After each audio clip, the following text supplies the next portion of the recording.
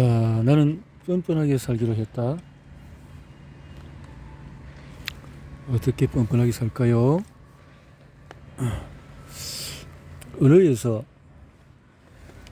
연애에서 필요한 진짜 자존심은 뭔가? 평생을 다른 방식으로 살아온 두 사람이 어느 날 거의 평생을 두고 공동생활을 하게 된다. 부부 사이, 이야말로 다른 어떤 인간관계보다도 타협과 협조가 필요한 관계다.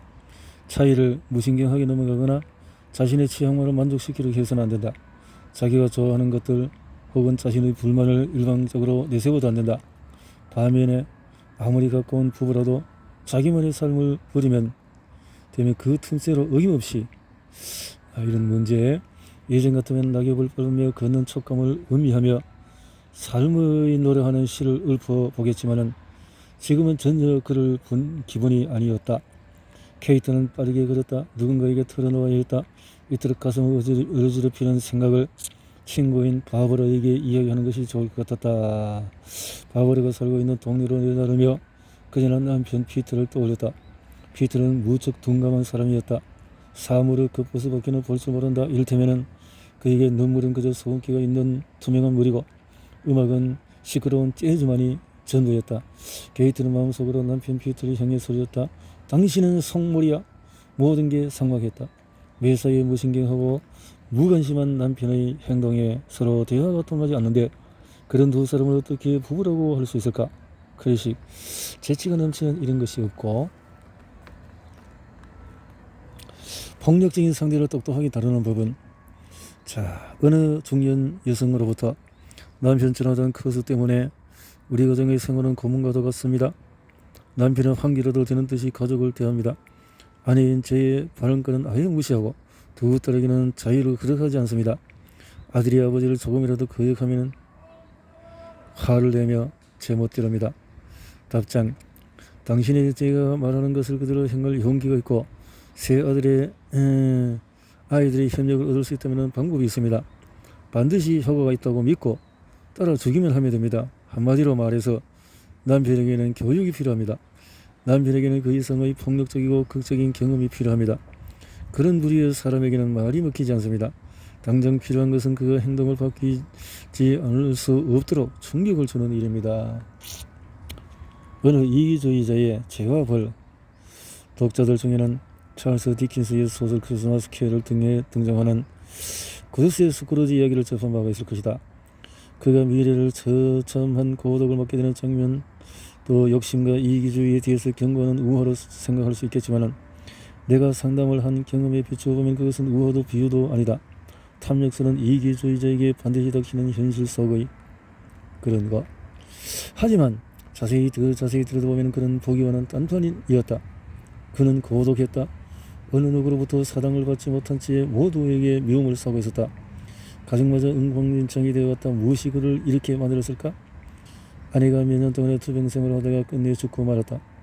외동딸이 자기 옆에서 노후를 지켜주기를 바랬지만은 다른 어떤 남자와 눈이 맞아서 갑자기 떠나버렸다.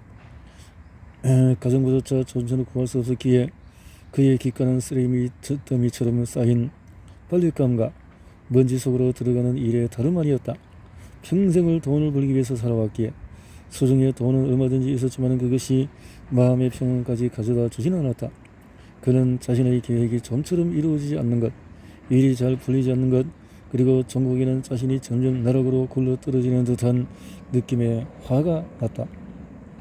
다른 사람은 다 잊은 일, 왜 나는 하이킥할까? 자책감에 괴로워하는 사람들은 스스로를 파괴하는 데 능란하다. 자기 자신을 더 괴롭히고 부정적으로 몰아가면서도 묘한 쾌감을 느낀다. 무엇이 클라라를 하여금 죄책감의 노예가 되게 했을까? 5년 전에 그녀는 직장에서 그런 실수를 저질렀다. 10년째 건설회사 격리 파트에서 이뤄온 그리움원인 클라라가 중요한 프로젝트 앞에 간단한 서치 개살자만 하는 바람에 하마터면 회사에 큰 손해를 끼칠 뻔한 것이다. 다행히 다른 직원이 이런 실수를 일찍 발견해서 더 큰 일을 번지지 않았지만 문제는 부장의 반응이었다. 부장이 노발 대발하면서 심한 모욕을 주었던 것이다. 그러지 않아도 수치심으로 안절부절 못하는 판에 부장의 호통은 불에 기름을 부은 꼴이 되고 말았다. 그때부터 클라라는 업무에 자신감을 잃고 말았다. 10년 동안이나 해온 이 일에 실수를 저지르다니. 무작정 착하게가 아닌 어떻게 착하게 살 것인가. 그것도 프레드릭스는 지난 40년 인생을 하루도 편할 날이 없을 만큼 괴로운 날이었다. 사실 이런 일을 겪어야 할 사람처럼 보이지 않았다. 특별히 탐욕적인 사람도 고집이 센 사람도 아니었다. 사람들을 불쾌하게 대하거나 신경적이나 민감한 것도 아니었다. 예의 바르고 협조적이고 양심적이며 정의감이 넘치는 사람이라도 자기 일을 끝까지 해낼 수 있는 지혜가 없다면 실패, 그것도 완전히 실패하고 만다. 이것은 참으로 비극적인 일이다. 자신의 선량함을 지키는 방법을 모른다면 세상은 그가 가진 선량함을 이용해서 노예로 삼고 감옥에 넣으려고 할 것이다. 하지만 정작 문제는 이런 순간에 맡게 된 그들에게 처절한 가르침을 주는 사람이 없다는 것이다. 버트도 마찬가지였다. 그는 말했다. 어째서 지금까지 누구도 그것을 가르쳐주지 않았을까요? 그 이유는 물론 자기 자신에게있다. 버트 같은 사람일수록 미움을 받을까봐 자존심을 굽히고 움츠리거나 다른 사람의 기분에 영향받아서 휘둘리는 일이 많은 것이다.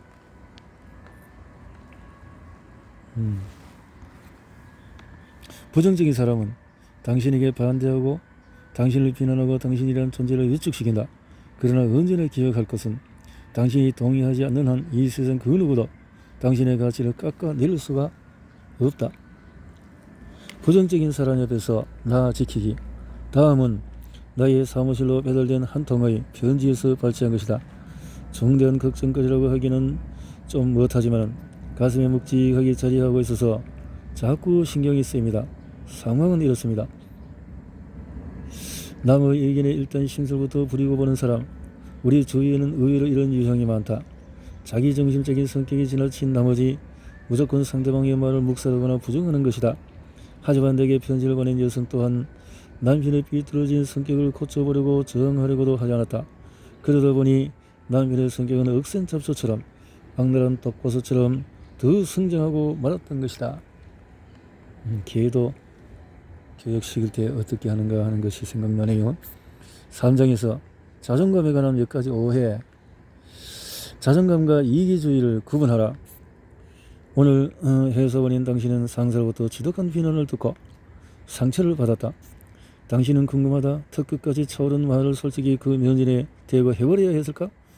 혹은 어쩔 수 없이 견디며 또 이한 지나가리라 참는 것이 현실적인가? 당신은 동료들과 원만하게 지내지 못해요. 타인에 대한 배려가 너무 없어요.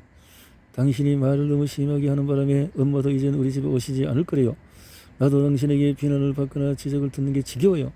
당신은 자신의 잘못은 무엇인지 정당화하고 남의 잘못은 뭐든지 상대방 탓으로 돌리는 사람이에요. 아내의 공격을 들으면서 호로서는 속으로 중얼거렸다. 아냐, 아무도 인정하지 않지만 언제나 내가 옳았어. 퇴사와 이직, 결정하기 전에 해야 할 일은 심리학이라는 학문에서 말하는 양면적인 가치라는 개념이 있다. 이는 사고와 대립의 상태를 말한다. 마음은 여기에, 머리는 저기에, 생각은 다른 곳에 있어서 한 발짝도 꼼짝 못할 것 같은 갈등 상황은 누구에게나 상상 이상으로 괴롭다. 나 자신을 위한 좋은 선택이란 대체 어떻게 내려야 하는 것일까? 헨리 하딩도 그런 고민을 하고 있었다. 머리로는 회사에서 자신을 정근시킬 권리가 있다는 것을 충분히 이해하고 있다. 사실 입사 당시 사인했던 근로계약서에 그는 분명히 이런 상황에 동의했었다. 이번 정근이 승진을 위한 것이라는 것도 알고 있었다.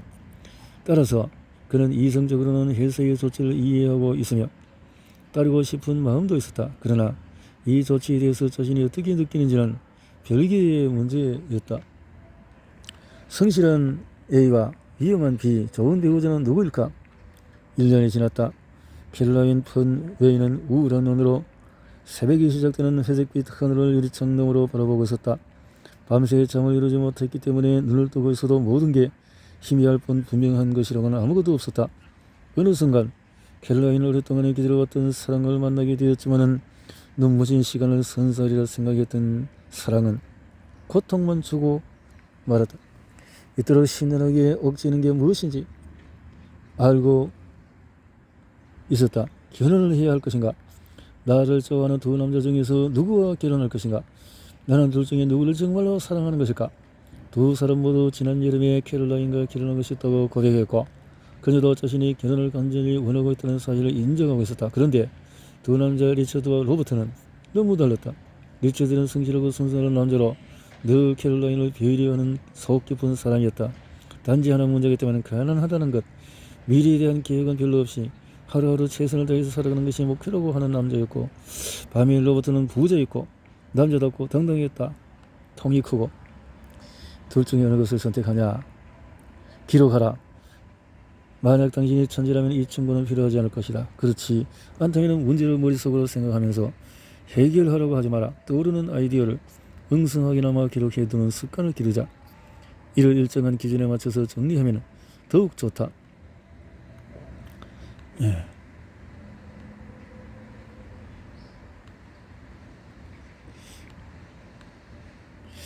주변의 말에 갈팡질팡하지 마라. 대부분의 사람들은 자기도 생각하지 못하는 사이에 다른 사람의 어리석은 생각에 영향을 받는다. 사람들은 다른 사람의 문제에 헛된 소리를 불어넣는 걸 좋아하기 때문에 대개 제 멋대로 짓거린다. 이것은 독고선처럼 당신의 가슴에 스며들어서 악화된 환경을 만들어낸다. 사실과 희망을 혼동하지 말라. 내 생각이 30%는 생각 그대로지만 나머지 70%는 전혀 다른 감정을 뒤섞은 것에 지나지 않는다. 당신의 소원이나 신념은 대부분은 생각의 내면에 숨어있다. 따라서 지금 생각하고 있는 것이 진짜 자신의 생각인지 점검하고 또 점검하지 않으면 자신을 속이는 것이나 마찬가지이다. 한 번도 자신을 사랑해주지 않은 결과 오랫동안 임상심리학에 종사하면서 많은 사람들을 관찰한 결과 알게 된 사실이 있다.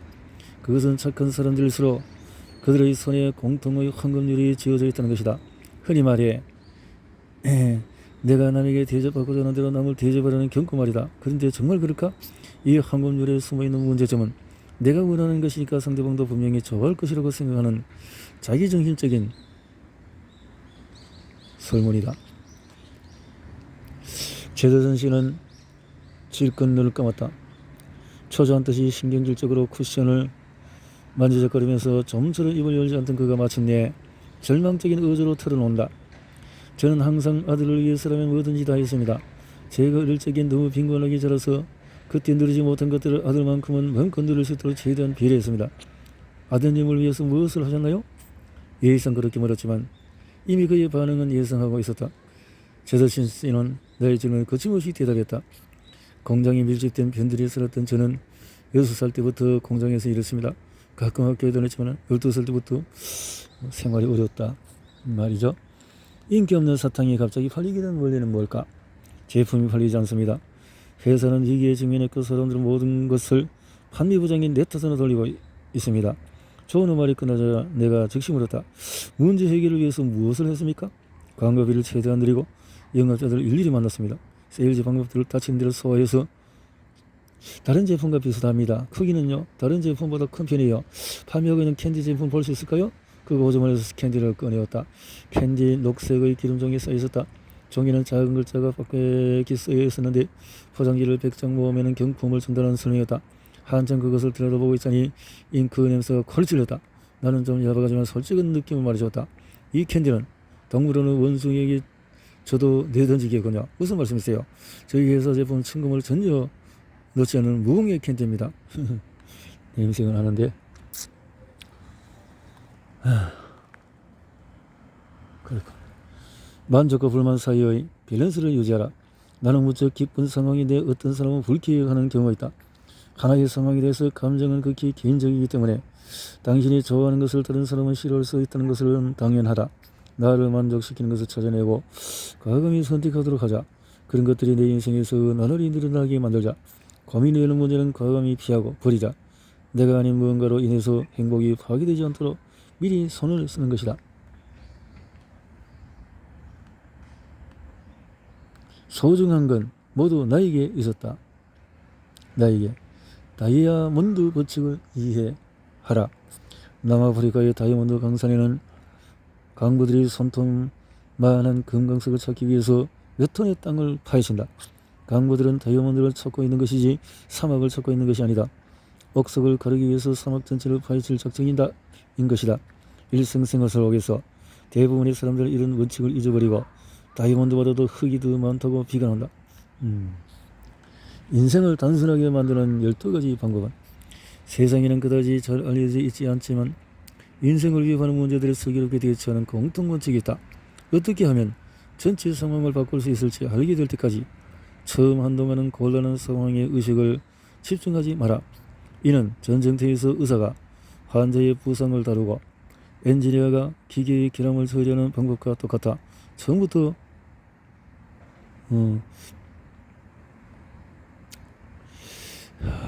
자, 이렇게 해서 집중해서 듣는 이유는 다른 사람 문제에 귀를 기울임으로써 나를 객관적으로 바라보기 위해서이다. 따라서 자신의 문제를 다룰 때도 섣불리 결단을 내려서는 안 된다. 반드시 그렇게 하지 않으면 안 될 때까지 함부로 대안을 펼쳐서도 안 된다.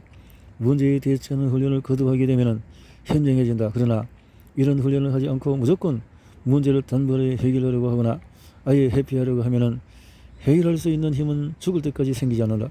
적극적인 마음, 분주하게 움직이는 손, 닫힌 입이 기적을 가져온다.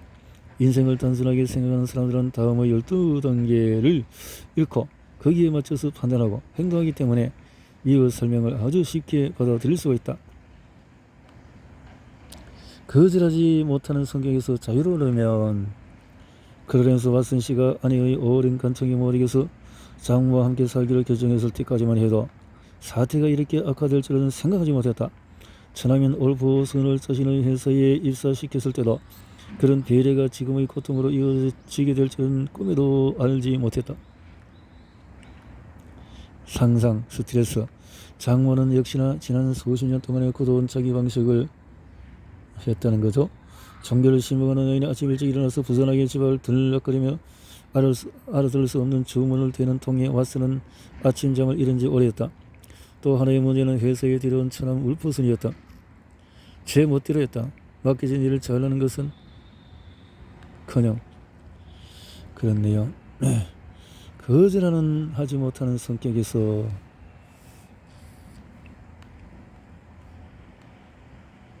자, 일과 가정 사이에서 어떻게 나를 지킬 수 있을까? 가정과 일이라는 두 가지 문제를 놓고 고뇌하는 수많은 기혼 커리어 우먼들이 오늘도 무엇을 선택해야 할지 몰라 방황하고 있다. 정년기를 넘기면 임신이 곤란하다.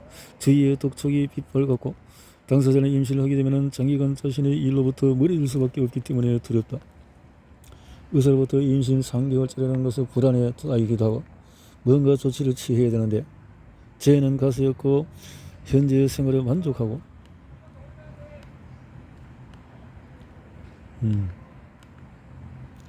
결국 자기 자신밖에 없다.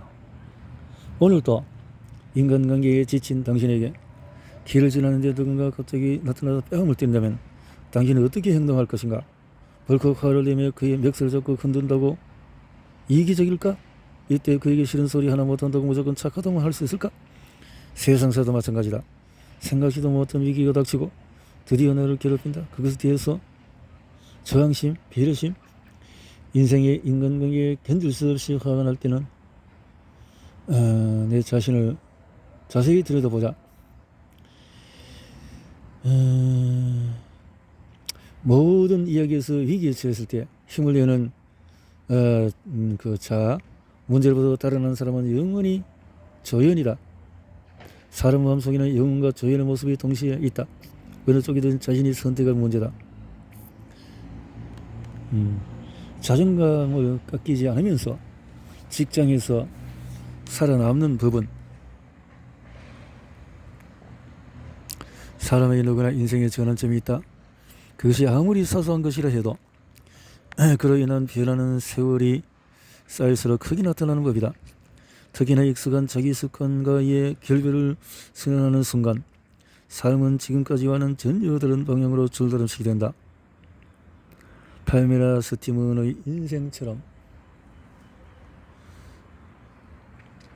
어떻게 그럴 수 있을까? 때때로 팔메라는 노트에 장단점을 열거하면서 하나하나 비교할 때도 있다 하지만 매번 결론은 같았다. 바니스에 비해서 내가 무엇을 뒤처지는지 도무지 알 수 없었던 것이다. 그런 어느 날 팔메라는 우연히 한 권의 책을 읽게 되었는데 스스로 변화를 찾아야겠다고 결심했다. 최고 여인 주인공이 팔미라의 처지와 비슷했는데 고맙게 작가는 왜 팔미라가 잘못 비참한 상황을 겪어야 하는지, 또 다른 여인 주인공이 어떻게 해서 회사의 중심이 되었는지 선명하게 분석해 놓고 있었다.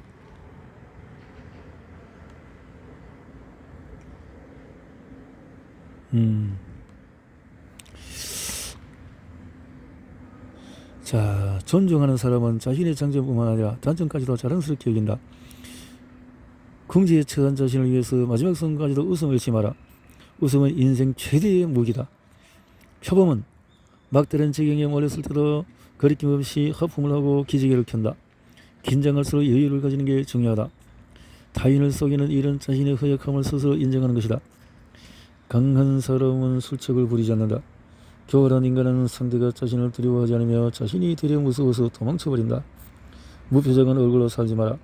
그런 표정으로는 어떤 긍정적인 생각도 할 수가 없다. 힘들수록 항상 솔직하고 온유한 표정을 유지하라. 가장 강한 힘은 단순한 인내에 있다.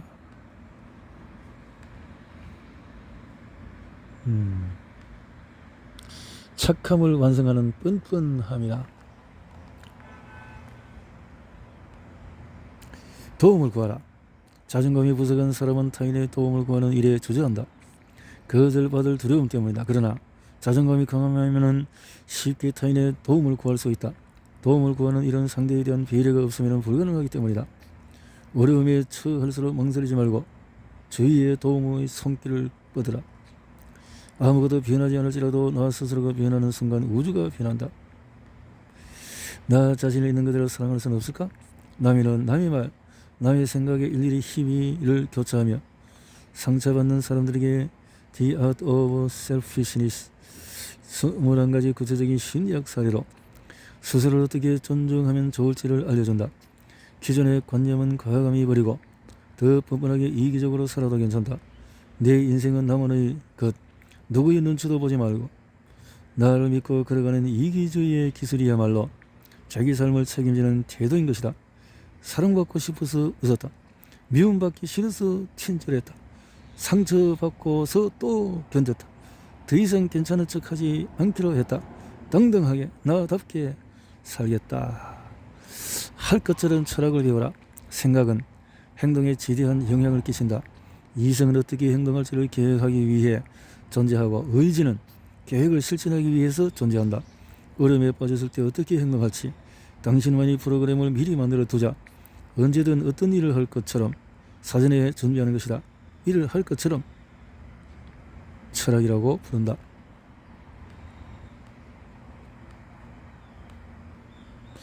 문제에 호기심을 느껴라. 문제의 중심에 뛰어들어서 나를 화나게 하는 핵심이 무엇인지를 찾아내자. 목적은 문제에 두려움을 느끼지 말고 먼저 호기심을 갖고 대하면 공포는 약해질 것이다. 공포는 약해질 것이다. 시도하라. 인류가 몇 세기에 걸쳐서 풀어낸 중요한 진리들은 모두 그것을 직접 실험한 사람들 덕분이다. 하지만 내가 당사자가 되어서 문제에 직면하게 되면 실험을 해본다는 것이 전처럼 쉽지가 않다. 실험은 그냥 안절부절 못하며 마음이 급해지게 된다. 작은 시도라도 계속하면서 문제 상황을 이루는 요소를 이것저것 변형시켜보자. 분명 조금씩이라도 변화가 있을 것이다. 장악하라. 어떤 상황에서도 문제를 일으키면서 이를 지속시키는 원인, 사람, 환경이 반드시 하나씩은 있다. 이를 찾아내어 저지할 수 있다면 문제를 장악할 수가 있다. 사고의 7단계를 이해하라. 어떤 문제에 직면해서 반드시 뒤따라야 할 매우 중요한 대응 단계가 있다. 1단계, 지금 일어나고 있는 사실을 검토하고 정리한다. 원인을 찾는다. 그 문제의 일반 원인을 도출하기 위해서 노력한다. 지금 문제에 관계된 모든 사람을 검토한다. 문제에 관계된 장소나 사물의 리스트를 작성한다. 중요한 영향을 미치는 사람이나 사물을 찾는다. 이것들에 대해서 어떻게 대응할지를 결정한다. 버리라. 어떤 문제로 고민할 수 있을 때 최소한으로 짐을 줄이자. 어떤 가치관을 포기할지, 더 이상 힘쓰지 않아도 좋은 것은 무엇인지, 어떻게 하면 곤란한 상황을 줄일 수 있을지 생각해 보라. 누구에게도 함부로 상처받지 않는 나를 만들기로 했다. 심신이 무척 지쳐 보이는 젊은 직장 여성 캐서린이 상담실로 들어왔다. 경험이 풍부한 의사는 당장의 효과적인 조언을 주기 위해 그녀의 말을 주의 깊게 경청했다. 그리고 그녀의 얼굴을 열심히 관찰하다가 알겠다는 듯이 머리를 끄덕이며 말했다. 당신에게는 자신만의 휴식이 필요한 것 같군요.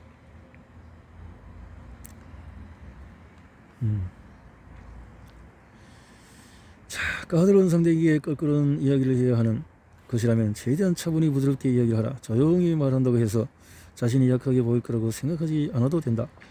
상대에게 내가 잘났다는 인상을 심어주는 것은 하수다. 오히려 내가 약해 보이면 보일수록 상대방의 공격은 약하게 된다. 우리가 겪는 고통의 90%는 인간관계에서 발생한다. 그러므로 상대방의 진심과 성실로서 치밀하게 다가가는 일이야말로 결과를 90% 이상 결정하는 것이 된다는 사실을 잊지 마라. 당신을 무시하거나 모욕하는 사람은 어떻게 하면 그런 사람들을 용이하게 다룰 수 있는지 생각하게 해주는 고마운 존재들이라고 생각하라.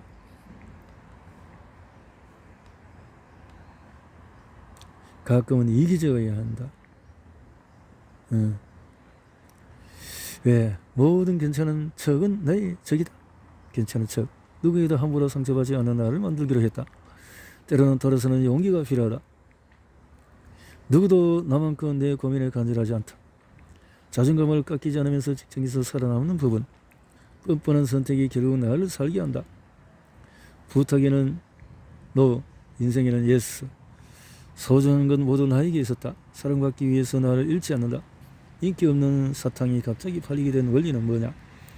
그는 당신에게 고마워하지 않는다. 혼자이고 싶지만 혼자이고 싶지 않다.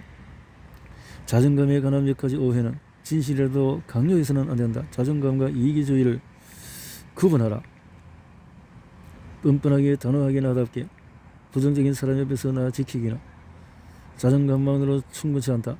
무작정 착하게가 아닌 어떻게 착하게 살 것인가. 자신에게 배려가 필요하다. 다른 사람은 다 이전 일, 왜 나는 하이킥 할까? 이렇게 마음대로 살고 힘껏 행복해질 것이다. 나로 있을 수 없다면 인생이 아니다. 이기주의에도 기술이 필요하다. 한눈뿐인 내 인생 지금 행복한가? 싫어해도 괜찮아. 짜증나는 사람을 견디는 법은 등등. 짜증나는 사람을 견디는 법은 삶이 밝고 즐겁고 따뜻한 열기로 가능하다면 좋겠지만 대부분의 사람들에게서 인생은 짜증나는 상황의 연속이다. 어느 날 교통경찰이 내 차의 주차 위반 딱지를 끊었다. 내 차가 주차된 것은 아무런 표시가 없었기 때문에 엄밀히 말하면 주차 위반이 아니었다. 화가 났지만 나는 교차로에 가서 단지 물었다. 왜? 누구의 구역이? 왜 주차 위반이냐고 언성을 높이며 따졌다면 어땠을까? 분명히 경찰도 자기를 무시한다고 여기서 법조항을 조목조목 따지며 고집을 꺾지 않았을 것이다. 만약 당신에게 짜증나는 상황이 연출되고 있다면 믿을 수 없이 이기적인 사람을 상대하고 있다면 절대 그를 상대로 똑같이 화를 내거나 겁을 주고서는 안 된다. 그런 행위는 상대방을 더욱 긴장시켜 공격적으로 만들기 때문이다. 그런 사람을 다룰 때 결론을 알려주겠다. 그냥 무시하세요. 당신을 모욕하는 사람이 있다면 일부러 나도 너를 모욕할 수 있다는 듯이 찍어 누르려 하거나 필요 이상으로 과장되게 행동해서는 안 된다. 인간은 누구나 잘난 척하는 사람을 만나면 칼끝처럼 경계하고 힘이 약해 보이는 상대 앞에서는 나를 가하게 포장해서 압도하려는 경향이 있다. 살면서 봉착하게 되는 온갖 짜증나는 일, 위기 상황, 심지어 절망적인 기분에 사로잡히는 순간에도 이러한 원칙은 적용이 된다. 억지로 상대를 하려 하지 마라. 지은이가 데이비드 시버리 임상 심리학의 세계적인 권위자인 미국의 의학자, 심리학 센트럴 스쿨과 데이비드 시버리 스쿨을 설립했고 다양한 환자들을 직접 상담한 임상 사례를 통해 원만한 인간관계를 구축하는 방법을 연구했으며 이를 책으로 집약해서 많은 사람들이 자신답게 행복한 삶을 살 수 있도록 힘썼다. 대표적으로 The Art of Selfishness와 그의 주요 저서로 Your Four Great Emotions, Release from Your Problem, Why We Love and Hate를 저서를 했다. 자, 나는 뻔뻔하게 살기로 했다. 데이비드 시버리. 이렇게 책이 종결을 지었네요.